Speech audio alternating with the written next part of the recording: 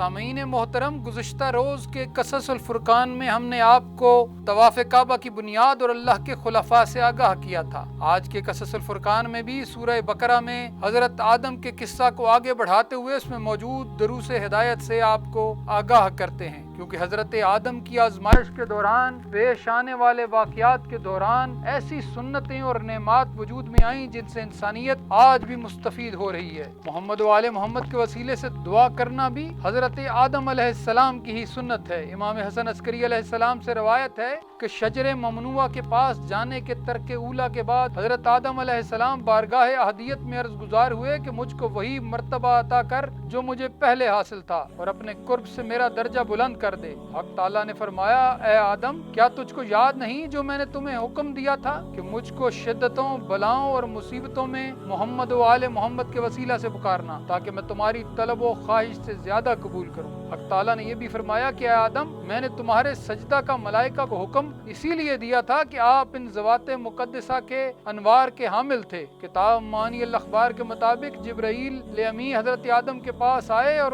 آدم و حوا سے کہا کہ تم دونوں نے اپنے سے بہتر افراد کی منزلت کی خواہش کی اور آزمائش کا شکار ہوئے، جس کی وجہ سے تم سے خدا کی ہمسائیگی چھٹ گئی۔ اب تم خدا کو ان ناموں کا واسطہ دو جنہیں تم نے ساق عرش پر لکھا ہوا دیکھا ہے، تاکہ وہ ان کے صدقے میں تمہاری توبہ قبول کرے۔ اس وقت آدم و حوا نے کہا، خدایا، ہم تجھ سے تیری محترم مخلوق محمد علی، فاطمہ، حسن و حسین کا واسطہ دے کر سوال کرتے ہیں کہ ہماری توبہ قبول فرما۔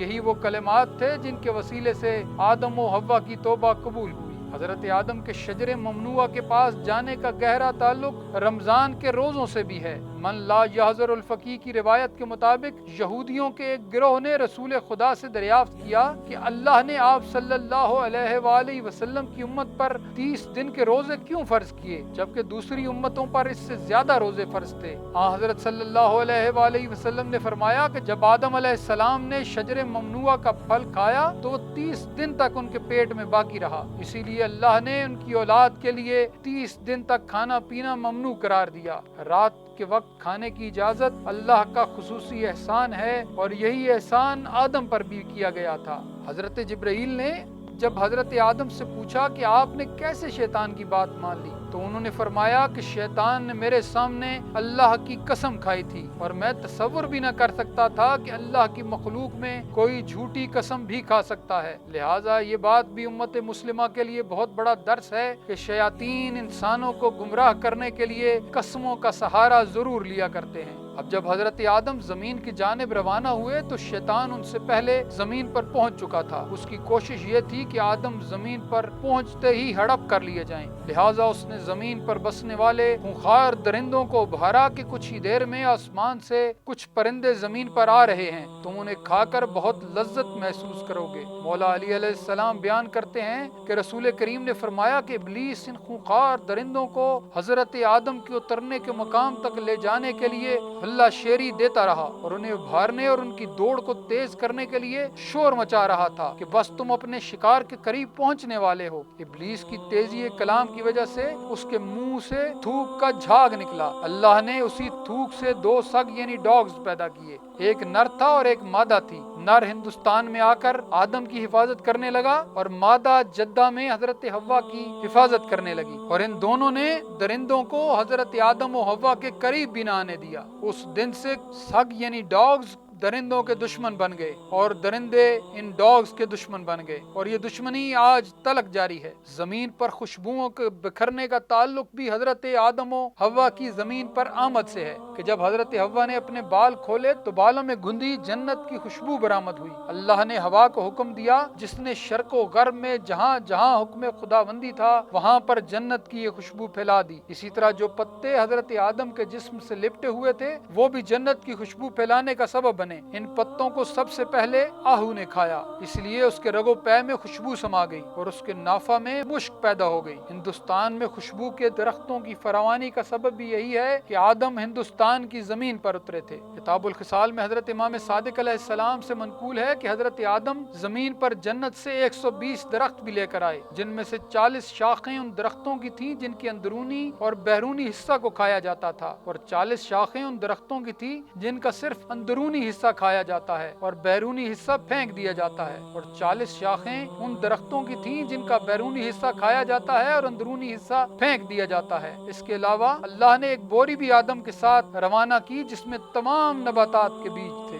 کتاب کمال الدین میں حضرت علی علیہ السلام کا فرمان ہے کہ یہودی گمان کرتے تھے کہ زمین پر پہلا پتھر بیت المقدس کی چٹان ہے، جبکہ وہ جھوٹے ہیں۔ پہلا پتھر حجر اسود کا ہے جسے آدم علیہ السلام جنت سے اپنے ساتھ لے کر آئے تھے۔ روئے زمین کے پہلے درخت کے متعلق یہودیوں کا عقیدہ ہے کہ وہ زیتون کا درخت ہے، جبکہ یہ بھی جھوٹ ہے۔ پہلا درخت اجوا کھجور کا وہ درخت ہے جس کی گٹلی آدم علیہ السلام جنت سے لے کر آئے تھے۔ امیر المومنین حضرت علی علیہ السلام سے ہی منقول ہے، کچھ یہودیوں کے سوالوں کا جواب دیتے ہوئے رسول کریم صلی اللہ علیہ وآلہ وسلم نے فرمایا کہ نماز عصر یہ وہی وقت ہے کہ جس میں آدم علیہ السلام نے شجرہ ممنوعہ کا پھل کھایا تھا، جس کی وجہ سے انہیں اللہ کے منتخب کردہ مقام سے نکلنا پڑا۔ پھر اللہ نے نسل آدم کو روز قیامت تک اس نماز پڑھنے کا حکم دیا اور اسے میری امت کے لیے بھی پسند کیا۔ یہ نماز خدا کو بہت زیادہ پسند ہے اور اللہ نے مجھے حکم دیا کہ میں باقی نمازوں میں سے نماز عصر کو خصوصی اہمیت دوں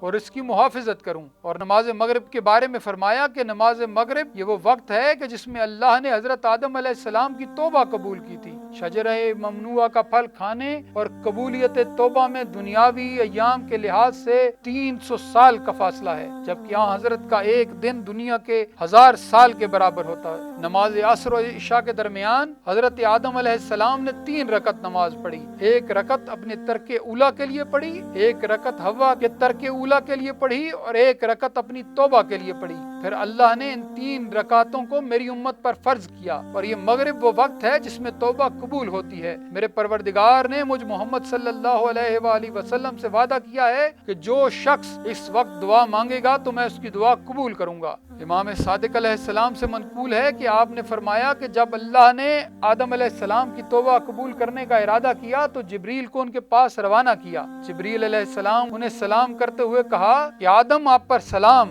آزمائش پر صبر کرنے والے اور اپنی خطا سے توبہ کرنے والے تجھ پر سلام ہو۔ اللہ نے مجھے آپ کے پاس بھیجا تاکہ میں آپ کو مناسک حج کی تعلیم دوں۔ اور اس کے بعد حضرت جبرائیل نے حضرت آدم کو ایک ایک کر کے مناسک حج سکھلائے۔ الخصال میں امام صادق علیہ السلام سے منقول ہے کہ آپ نے فرمایا کہ 5 افراد نے سب سے زیادہ گریہ کیا ہے، اور وہ 5 افراد حضرت آدم علیہ السلام، حضرت یعقوب علیہ السلام، حضرت یوسف علیہ السلام، حضرت فاطمہ بنت محمد صلی اللہ علیہ وآلہ وسلم اور علی ابن الحسین زین العابدین علیہ السلام ہیں۔ آدم نے فراق جنت میں اتنا گریہ کیا کہ مسلسل اشکوں کی وجہ سے ان کے رخساروں پر نہریں سی بن گئی تھیں۔ اسی طرح خاتم الانبیاء کی بیٹی ان مصائب پر نوحہ کنا رہیں جو بابا کے بعد ان پر پڑے، اور علی ابن الحسین جیسے غیور کو مریم کی آقا زادیوں کا بازاروں اور درباروں میں جانا خون رلاتا رہا۔ آخر میں دعا ہے کہ خداوند عالم نے جن ہستیوں کے طفیل آدم کی توبہ قبول فرمائی انہی کے طفیل امت مسلمہ پر رحم فرمائے اور انہیں وباؤں اور بلاؤں سے نجات دے۔